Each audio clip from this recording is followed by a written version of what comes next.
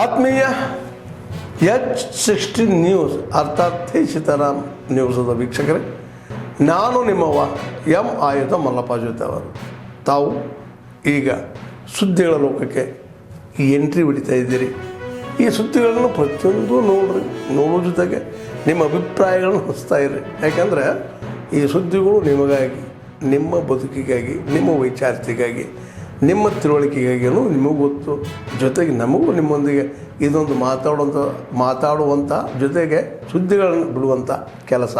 ಈ ಕೆಲಸದಲ್ಲಿ ನಾವು ನಿಮ್ಮೊಂದಿಗಿದ್ದೀವಿ ಅಂತ ಹೇಳ್ತಾ ನೋಡ್ತಾ ಇರಿ ಸುದ್ದಿಗಳನ್ನು. ಕಲ್ಯಾಣ ಕರ್ನಾಟಕ ಭಾಗದಲ್ಲಿ ತೊಗರಿಯ ನಾಡಿನಲ್ಲಿ ಶಿಕ್ಷಣದಿಂದ ವಂಚಿತರಾಗ್ತಕ್ಕಂಥ ಪರಿಸ್ಥಿತಿಯನ್ನು ನಿರ್ಮಾಣ ಆಗಿದೆ. ಶಿಕ್ಷಣ ಕುಂಠಿತ ಆಗೋಗಿದೆ. ಶಿಕ್ಷಣ ಕಂಪ್ಲೀಟಾಗಿ ನೆಲಕಚ್ಚೋಗಿದೆ. ಗ್ರಾಮೀಣ ಪ್ರದೇಶದಲ್ಲಿ ಓದ್ತಕ್ಕಂಥವ್ರು ರೈತರ ಮಕ್ಕಳು, ಕಾರ್ಮಿಕರ ಮಕ್ಕಳು, ಬಡವರ ಮಕ್ಕಳ ಮೇಲೆ ಇವತ್ತು ಒಳ್ಳೆ ಗುಣಮಟ್ಟದ ಶಿಕ್ಷಣವನ್ನು ಕೊಡೋದರಲ್ಲಿ ಕೇಂದ್ರ ಮತ್ತು ರಾಜ್ಯ ಸರ್ಕಾರನ ವಿಫಲ ಆಗಿದೆ, ನೆಲಕಚ್ಚೋಗಿದೆ. ಇವತ್ತು ಬಡವರ ಮಕ್ಕಳಿಗೆ ಶಿಕ್ಷಣದಿಂದ ಇವತ್ತು ಬರೆ ಎಳಿತಕ್ಕಂಥ ಪರಿಸ್ಥಿತಿನ ನಿರ್ಮಾಣ ಆಗಿದೆ. ಆ ಗ್ರಾಮೀಣ ಪ್ರದೇಶದಲ್ಲಿ ಇರ್ತಕ್ಕಂಥ ಸರ್ಕಾರಿ ಶಾಲೆಗಳಲ್ಲಿ ಅದಾನಿ ಮಕ್ಕಳು ಓದಲ್ಲ, ಅಂಬಾನಿ ಮಕ್ಕಳು ಓದಲ್ಲ, ಇವತ್ತು ಮೋದಿಯವರ ಸಂಬಂಧಿಕರ ಮಕ್ಕಳನ್ನ ಓದಲ್ಲ, ಅಮಿತ್ ಶಾ ಮಕ್ಕಳು ಓದಲ್ಲ, ಇವತ್ತು ನಮ್ಮ ಶಿಕ್ಷಣ ಮಂತ್ರಿಗಳ ಮಕ್ಕಳಂತೂ ಓದಲಿಕ್ಕೆ ಹೋಗೋದಿಲ್ಲ. ಇಂತಹ ಸಂದರ್ಭದಲ್ಲಿ ಸರ್ಕಾರಿ ಕರ್ನಾಟಕ ರಾಜ್ಯದಲ್ಲಿ 25,000 ಸರ್ಕಾರಿ ಶಾಲೆಗಳನ್ನ ತೆಗೆದುಕೊಟ್ಟಿರ್ತಕ್ಕಂಥ ನೀತಿಯನ್ನ ಇವತ್ತು ನಾವು ಖಡಾಖಂಡಿತ ಉಗ್ರ ಖಂಡಿಸ್ತೀವಿ ಅಂತಕ್ಕಂಥ ಮಾತನ್ನು ಹೇಳ್ಬಸ್ತೀವಿ. ಸರ್ಕಾರಿ ಶಾಲೆಗಳನ್ನು ಉಳಿಬೇಕು ಅಂತಕ್ಕಂಥ ಮಾತನ್ನು ಇವತ್ತು ಒತ್ತಾಯ. 95 ಖಾಲಿ ಇರ್ತಕ್ಕಂಥ ಶಿಕ್ಷಕರ ಹುದ್ದೆಗಳನ್ನ ಭರ್ತಿ ಮಾಡಬೇಕು ಅಂತಕ್ಕಂಥ ಮಾತನ್ನು ಹೇಳ್ಕೊಟ್ಟಿವಿ.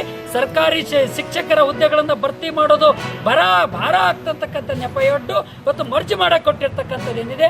ನಮ್ಮ ಹಳ್ಳಿ ಭಾಷೆಯಲ್ಲಿ ಒಂದು ಗಾದೆ ಮಾತಿದೆ, ಹಳೆ ಅಲ್ಲ ಮಗಳ ಗಂಡ ಅಂತಕ್ಕಂಥ ಮಾತನ್ನ ಇದೆ. ಹಾಗಾಗಿರೋದ್ರಿಂದ ಇವರು ಕಳ್ಳ ಕತ್ರಿ ಇಟ್ಟು ಆಪರೇಷನ್ ಮಾಡಕ್ ಕೊಟ್ಟಿರ್ತಕ್ಕಂಥದ್ದು ಏನಿದೆ, ಇದು ಬಡವರ ಮೇಲೆ ಹೊರೆ ಮಾಡತಕ್ಕಂಥದ್ದು, ಬಡವರಿಗೆ ಬೆನ್ನಿ ಚೂರಿ ಆಗ್ತಕ್ಕಂಥ ನೀತಿ. ಇದು ಬಡವರ ವಿರೋಧಿ ಧೋರಣೆ, ಶಿಕ್ಷಣದ ವಿರೋಧಿ ಧೋರಣೆ ಆಗಿದೆ ಅಂತಕ್ಕಂಥ ಮಾತಾಡ್ಬೋದು. ಅದನ್ನ ತಕ್ಷಣವೇ ಕೈಬಿಟ್ಟು ಇವತ್ತು ಬಡವರ ಗ್ರಾಮೀಣ ಪ್ರದೇಶದ ಬಡ ಮಕ್ಕಳ ನೆರವಿಗೆ ರಾಜ್ಯ ಮತ್ತು ಕೇಂದ್ರ ಸರ್ಕಾರ ಧಾವಿಸಬೇಕು ಅಂತಕ್ಕಂಥ ಮಾತನ್ನು ಒತ್ತಾಯಿಸಿ ಇವತ್ತು ಸಾರ್ವಜನಿಕ ಶಿಕ್ಷಣ ಆಯುಕ್ತರ ಕಚೇರಿ ಮುಂದುಗಡೆ ಪ್ರತಿಭಟನೆ ನಡೆಸಿದ್ವಿ. ಚಳಿಗಾಲದ ಬೆಳಗಾವಿ ಅಧಿವೇಶನಕ್ಕೆ ತೊಗರಿಯ ನಾಡಿನಿಂದ ಖಾಲಿ ಇರ್ತಕ್ಕಂಥ ಶಿಕ್ಷಕರ ಹುದ್ದೆಗಳನ್ನು ಭರ್ತಿಗಾಗಿ ಮತ್ತು ಸರ್ಕಾರಿ ಶಾಲೆಗಳನ್ನು ಉಳಿವಿಗಾಗಿ, ಅತಿಥಿ ಶಿಕ್ಷಕರ ಬಾಕಿ ವೇತನ ಬಿಡುಗಡೆಗಾಗಿ ಒತ್ತಾಯಿಸಿ ಬೆಳಗಾವಿ ಚಲೋ ಅನ್ನ ಹೋಗ್ತಾ ಇದೆ ಅಂತಕ್ಕಂಥ ಮಾತನ್ನು ಆಗ್ರಹ ಮಾಡ್ತಾ ಇದ್ದೀವಿ. ಅದು ಬಿಟ್ಬಿಟ್ಟು ನನ್ನ ಬಗ್ಗೆ ಟೀಕೆ ಮಾಡೋದಾಗಲಿ, ನಮ್ಮ ತಂದೆ ಬಗ್ಗೆ ಟೀಕೆ ಮಾಡೋದಾಗಲಿ, ನಮ್ಮ ತಂದೆ MLA ಆದಾಗ ಮಾಡಿದ ಹುದ್ದೆ ಇವತ್ತು ಟೀಕೆ ಮಾಡೋಕ್ಕೆ ಬಂದ್ದಾರೆ.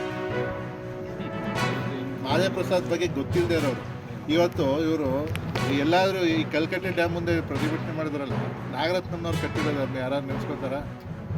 ನಾಗರತ್ನಮ್ಮವರು ದೂರದೃಷ್ಟಿ ಇಟ್ಕೊಂಡು ಈ ಭಾಗಕ್ಕೆ ನೀರು ಡಿಸ್ಟ್ರಿಬ್ಯೂಟ್ ಆದರೆ ಮುಂದಿನ ದಿನಗಳಲ್ಲಿ ಅನುಕೂಲ ಆಯ್ತದೆ ಅಂತ ಕಟ್ಟಿದವರು ನಾಗರತ್ನ. ಅವ್ರಿಗೆ ಆ ಬೇಸಿಕ್ ನಾಲೆಜೇ ಇಲ್ಲ. ಸುಮ್ಮನೆ ಅಲ್ಲಿ BJP ಯಡಿಯೂರಪ್ಪನವ್ರ ಹೆಸರು ಹಾಕೊಂಡು ಅದು ಇದು ಅಂದ್ಕೊಂಡು ಬರೋ ಬದಲು ನಾವೇನು ಮಾಡಿದ್ದೀವಿ ನಮ್ಮ ಕ್ಷೇತ್ರಕ್ಕೆ ಅನ್ನೋದನ್ನ ಈಗ ತೋರಿಸ್ತೀವಿ ಅವ್ರು ಬೇಕಾದ್ರೆ. ಆವಾಗ 900 ಕೋಟಿ ಲೆಕ್ಕ ಹೇಳಿ ಸುಮ್ಮನೆ 900 ಕೋಟಿ. ಈಗ ನನ್ನ ಬಾಯಲ್ಲೇ ಇದೆ ಏನೇನು ಮಾಡಿದ್ದೀವಿ ಅಂತ. 2 ವರ್ಷದಲ್ಲಿ ನಾವು 150 ಕೋಟಿ ತಂದಿರ್ಬೋದು. 900 ಕೋಟಿ ಈಗ 475 ಕೋಟಿ ಅದು ಒಂದು ಪ್ರಾಜೆಕ್ಟ್. ಅದೇನು ಡಿಸ್ಟ್ರಿಬ್ಯೂಟ್ ಆಗಿ ಅದರಲ್ಲಿ ರೋಡ್ಗಳು, ಸ್ಕೂಲ್ಗಳಾಗಲ್ಲ. ಆದರೆ ಎಲ್ಲ ಟೋಟಲ್ ತಗೋಬೇಕು. ಇವರು ಸುಮ್ಮನೆ ತಂದಿದ್ರೆ 900 ಕೋಟಿಗೆ ಏನು ಮಾಡೋರು? ಇಲ್ಲಿ ಗುಂಡ್ಲುಪೇಟೆಗೆ 130 ಕೋಟಿ ಒಂದು ಎಕ್ಸ್ಪ್ರೆಸ್ ಲೈನ್ ಮಾಡೋರು ಟೌನ್ಗೆ. ಹೌದು, ಅದು ಬಿಟ್ಟರೆ ಮೇಜರಾಗಿ ಯಾವುದು ಮಾಡಿಲ್ಲ. 679 SPF 3+1 ಸಂಖ್ಯೆ ಇರೋಂಥದ್ದು 4 ಒಟ್ಟು ಮೋಟ್ರು. ಬಟ್ 2 ರನ್ನಿಂಗ್ ಇದೆ. ಈಗ ಮುಂದಿನ ಹೇಳಿ ಇನ್ನೂ 2 ರನ್ನಿಂಗ್ ಆಗೋಂಥ ಒಂದು ಕೆಲಸ ಆಗ್ತದೆ. ಸೊ ಅದ್ರ ಮುಖಾಂತರ ಹೆಚ್ಚಿನ ರೀತಿಯಲ್ಲಿ ನೀರನ್ನು ಸಪ್ಲೈ ಮಾಡೋಕ್ಕೆ ಏನು ಲೈನು ನೀರು ಕೆರೆಗಳು ತುಂಬಿಸೋದು ಕಲಿತಾಗಳು ಮಾಡ್ತಿದ್ದಾರೆ. ಹಂಗಾಗಿ ಇದರಲ್ಲಿ ಯಾವುದೇ ಥರದ ರಾಜಕೀಯದ ದುರುದ್ದೇಶನೂ ಇಲ್ಲ, ರಾಜಕೀಯ ಲಾಭನೂ ಇಲ್ಲ. ಯಾಕಂದರೆ ಇದು ಒಂದು ಕ್ಷೇತ್ರದ ಕೆಲಸ, ಒಂದು ಸಾರ್ವಜನಿಕರ ಕೆಲಸ.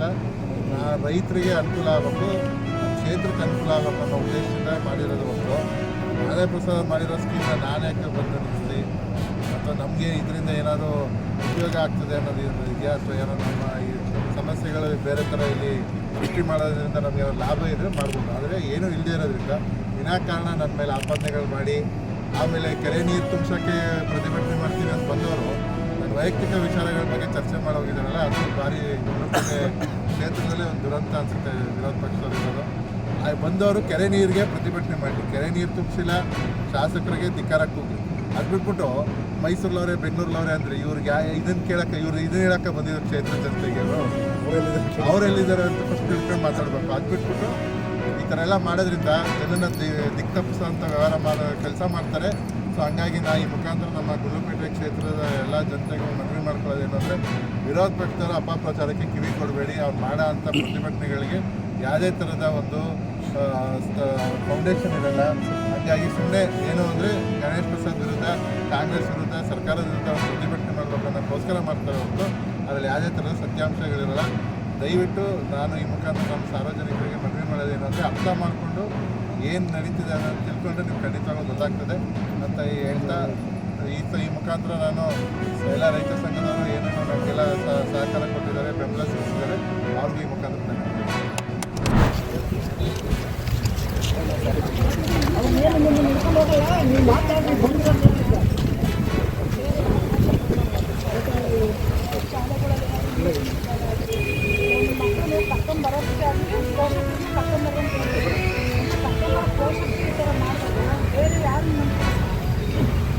ಭಾಳ ಕಠಿಣವಾದಂದರೆ ಊಹೆನ ಮಾಡ್ಕೊಳಕ್ಕಾಗ್ತಾರೆ ಸರ್. ಆ ಥರ ಒಂದು ಶಿಕ್ಷೆ ಕೊಡಲೇಬೇಕು. ಅವ್ರು ಹೇಳ್ತೀನಿ ಸಮೇತ ಸಪೋರ್ಟ್ ಮಾಡಿದ್ದಾರೆ ಸರ್. ಅವ್ರಿಗೋದಕ್ಕೆ ಇನ್ನೂ ಕಠಿಣವಾದ ಶಿಕ್ಷೆ ಕೊಡಬೇಕು. ಇವಾಗ ನಾವು ಎಲ್ಲ ಭಯದಲ್ಲೇ ಬದುಕ್ತೀವಿ ಸರ್ ಊರಲ್ಲಿ. ಹೌದು ಸರ್. ಎಲ್ಲಿ ಬರ್ತಾರೋ, ಹೆಂಗೆ ಬರ್ತಾರೋ, ಯಾವ ಟೈಮಲ್ಲಿ ಯಾರು ಏನು ಮಾಡ್ತಾರೋ ಅನ್ನೋದು ಊಹೆ ಮಾಡೋಕ್ಕೂ ಆಗ್ತಾ ಇಲ್ಲ ಸರ್. ಈ ಥರ ಅಲ್ಲ ನಾವು ಮನೆಗೆ ಇರೋದಿಲ್ಲ ಸರ್, ಕೂಲಿ ಹೋಗಿರ್ತೀವಿ, ಮಕ್ಕಳು ಮನೆಗೆ ಇರ್ತಾರೆ. ಆ ಪರಿಸ್ಥಿತಿಗೆ ಅವ್ನು ಬಂದು ಮನೆ ಸಹಕಾರ ಮಾಡಿ ಅವ್ರು ಯಾರಿಗೆ ಕೇಳ್ಬೇಕು, ಯಾರಿಗೆ ಕೇಳಬೇಕು, ಕೂಲಿನಲ್ಲಿ ಹೋಗ್ತಾರೆ. ಇವಾಗ ತಂದೆನೇ ನಮ್ಮದೇ ಇರೋಂಥ ಪರಿಸ್ಥಿತಿ ಬಂದಿರ್ತಾರೆ ಸರ್. ಅವ್ನಿಗೆ ಬೇರೆ ತಂದೆ ಅಂದರೆ ಇವಾಗ ಶಾಲೆಯಲ್ಲೇ ಆಗಲಿ ಬೇರೆ ಕಡೆ ಎಲ್ಲಾಗಲಿ ಸರ್ ಒಂದು ನಂಬಿಕೆ ಇರುತ್ತೆ. ಮನೇಲಿ ನಾವು ಮಕ್ಕಳು ಹೆಣ್ಮಕ್ಳಿಗೆ ಬಿಟ್ಟು ಹೋಗ್ತಿದ್ದೀವಿ ಅಂದರೂ ತಂದೆನ ನಂಬಿಕೆಯಿಂದ ನಾವು ಕೂಲಿ ಹೋಗಿ ಮಕ್ಕಳನ್ನ ಬಿಟ್ಟು ಹೋಗಿರ್ತೀವಿ ಸರ್. ಅಂತ ತಂದೆನೇ ಈ ಥರ ಇಂಥ ನೀಚ ಕೃತ್ಯ ಮಾಡಿದಾರಂದ್ರೆ ಅವನು ಏನು ಮಾಡ್ಬೇಕು ಸರ್?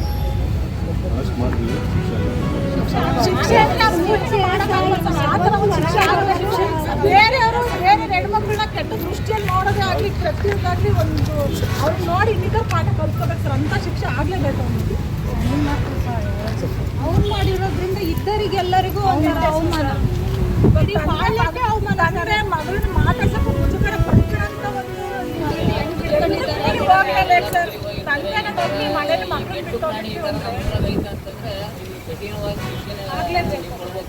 ಯಾರು ಪರವಾಗಿ ಯಾರು ಬಂದು ನಿಂತ್ಕೊಂಡು ಯಾರು ಮಾಡಿದ್ರೆ ಅದನ್ನೇ ಕಂಟಿನ್ಯೂ ಮಾಡಿ ಸರ್. ಆತ್ಮೀಯರೇ, ಎಲ್ಲ ಸುದ್ದಿಗಳನ್ನು ನೋಡಿದ್ರಲ್ಲ, ಏನು ಅನಿಸ್ತು ನಿಮಗೆ? ಇದರಲ್ಲೇ ನಿಮ್ಗೆ ಲೈಕ್ ಆಗಿರ್ಬೋದು, ಡಿಸ್ಲೈಕು ಆಗಿರ್ಬೋದು, ಕಾಮೆಂಟ್ ಬೇಡಪ್ಪ ಅಂತೂ ಅನಿಸಿರ್ಬೋದು, ಕಾಮೆಂಟ್ ಮಾಡಬೇಕಪ್ಪ ಅನಿಸಿರ್ಬೋದು, ಶೇರ್ ಮಾಡಬಾರ್ದಪ್ಪ ಅನಿಸಿರ್ಬೋದು, ಅದು ಮಾಡಬೇಕು ಅನಿಸಿರ್ಬೋದು. ಏನಾದರೂ ಆಗಲಿ ಶೇರ್ ಮಾಡ್ತಾಯಿರಿ, ಈ ನ್ಯೂಸ್ಗಳನ್ನ ಹಂಚ್ತಾ ಇರಿ, ಜೊತೆಗೆ ಇದಕ್ಕೆ ಸಬ್ಸ್ಕ್ರೈಬ್ ಆಗ್ತಾಯಿರಿ ಅಂತ ಹೇಳ್ತಾ H16 ನ್ಯೂಸ್ ಅರ್ಥಾತ್ ಹೇ ಸೀತಾರಾಮ್, ಇದು ಸತ್ಯದ ಕೈಗೆ ನಡಿ. ವಂದನೆಗಳು.